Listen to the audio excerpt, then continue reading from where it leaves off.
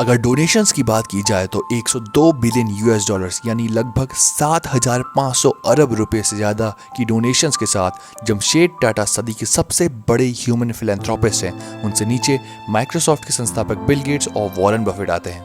तो आइए देखते हैं फादर ऑफ इंडियन इंडस्ट्री यानी भारतीय उद्योग के जनक, देश के सबसे बड़े कंपनी के समूह टाटा ग्रुप और जमशेदपुर शहर के संस्थापक जमशेदजी नसरुवंजी टाटा की प्रेरणात्मक जीवनी।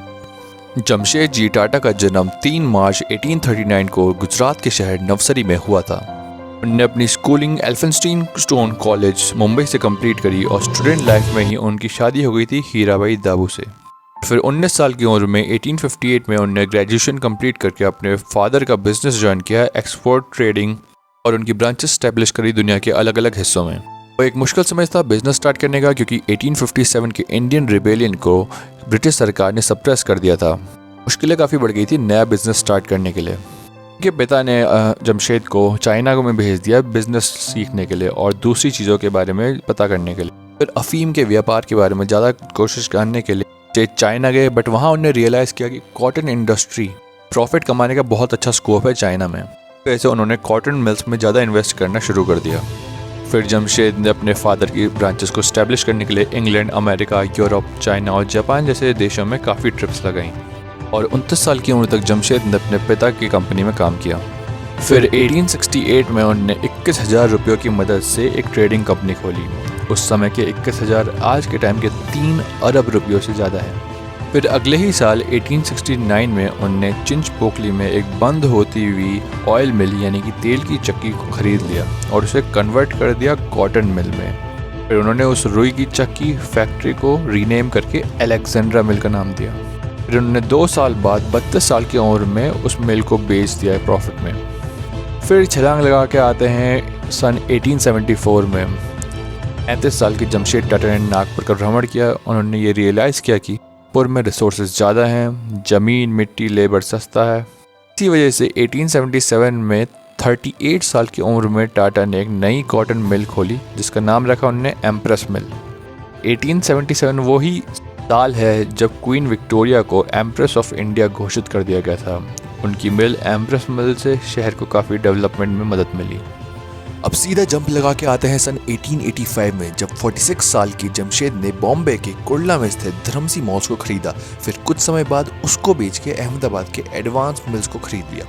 टाटा ने इसका नाम एडवांस मिल्स इसलिए रखा क्योंकि ये उस समय की one of the most high tech mills में से एक थी।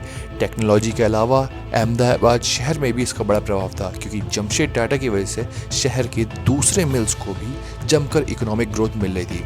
और इन सब कॉन्ट्रीब्यूशंस की वजह से जमशेद टाटा ने भारत की कॉटन और टेक्सटाइल इंडस्ट्री ग्रोथ में महत्वपूर्ण भूमिका निभाई। टाटा के जीवन में 4 ही सपने थे। पहला, लोहा और स्टील की कंपनी बनाना, वर्ल्ड क्लास शैक्षिक संस्थान बनाना, एक हाइड्रो इलेक्ट्रिक पावर प्लांट बनाना और एक वर्ल्ड क्लास होटल बनाना। 64 साल की उम्र में दिसंबर 1903 में मुंबई में उन्होंने ताज महल होटल खोला। इसमें लागत 1 करोड़ से ऊपर की लगी, जो कि करेंसी एक्सचेंज को लगा के आज के ज़माने के लगभग 15 अरब रुपए के बराबर है। उस समय यह भारत में बिजली से चलने वाला एकमात्र होटल था। फिर 6 महीने बाद ही बिजनेस ट्रिप में जर्मनी गए जमशेद जी की गंभीर रूप से बीमार होने की वजह से 65 साल की उम्र में मृत्यु हो गई। अपने पूरे जीवन काल में वो अपने 4 टारगेट्स में से सिर्फ एक को ही पूरा कर पाए। और अर्ली 1900s में अपनी मृत्यु से 1.5-2 साल पहले जमशेद जी ने झारखंड में साक्षी नाम का गांव खोजा, जहां लोहा, पानी, रेत आसानी से उपलब्ध था और वहां लोहा और स्टील का प्लांट खोलने का प्लान बनाया। और यह भारत का पहला योजनाबद्ध इंडस्ट्रियल यानी औद्योगिक केंद्र बना। गांव की जनसंख्या बढ़ी, रोजगार बढ़ा। फिर 1919 में मृत्यु के लगभग 15 साल बाद लॉर्ड चैम्सवर्थ ने जगह का नाम साक्षी से जमशेदपुर रख दिया। आज की डेट में जमशेदपुर या टाटा नगर झारखंड का सबसे बड़ा और सबसे बड़ा ज़्यादा जनसंख्या वाला शहर है और दुनिया का 84th फास्टेस्ट ग्रोइंग शहर है।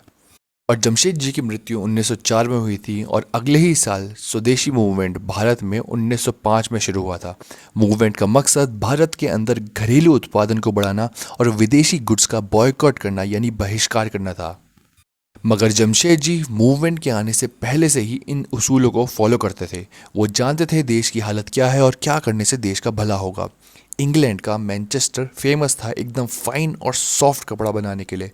देश में बना खुरदुरा कपड़ा लोगों को पसंद नहीं था और टाटा की स्वदेशी मिल का मकसद ही फाइन कपड़ा बनाना था जिसकी क्वालिटी मैनचेस्टर के कपड़े जैसी हो, ताकि देश के लोग विदेशी कपड़ा ना पहन के देश में बने कपड़ा पहने, जिससे भारत की इकोनॉमी मजबूत हो। वो जानते थे भारत में परिश्रमी लोग हैं, सस्ता लेबर है, जिससे भारत के पास काफ़ी गुड्स का बड़े स्केल में एक्सपोर्टर बनने का अच्छा स्कोप है। जैसे टाटा ने एक्सपेरिमेंट करना शुरू कर दिया मेथड्स ऑफ कल्टीवेशन। भारत के अलग अलग हिस्सों में कॉटन की खेती के अलग अलग तरीके निकालना शुरू कर दिए। इनका मानना था इजिप्ट के लोग जो कि फेमस थे अपने सॉफ्ट कॉटन बनाने के लिए, अगर उनका तरीका अपनाया जाए कॉटन के कल्टीवेशन का तो भारत को कपड़ों का मैन्युफैक्चरर और बड़ा एक्सपोर्टर बनने से कोई नहीं रोक सकता। टाटा ही पहले इंसान थे देश में जिनने अपनी मिल्स के अंदर रिंग स्पिंडल का यूज़ किया, वैसे कपड़े बनने की टेक्निक में इम्प्रूवमेंट आया। 20 साल की उम्र में अमेरिका, चीन, जापान जैसे देशों में जाके पिता के बिजनेस को बढ़ाने के तरीके ढूंढने से लेकर खुद का 15 अरब का होटल खोलने तक, ये थी कहानी एक विजनरी, एक देश प्रेमी, एक पायनियर और टाटा ग्रुप के फाउंडर जमशेद टाटा की। पसंद आई आपको तो सब्सक्राइब कर दीजिएगा। शुक्रिया।